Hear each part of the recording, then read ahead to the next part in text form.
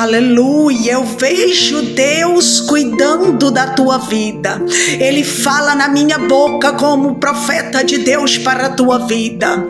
Ele tem visto os períodos difíceis que tu tem enfrentado, mas você não está só neste vale, porque Deus cuida de ti. Eita Deus, Ele está dizendo: filho, eu seguro nas tuas mãos, não temas, não temas, porque eu sou o teu Deus.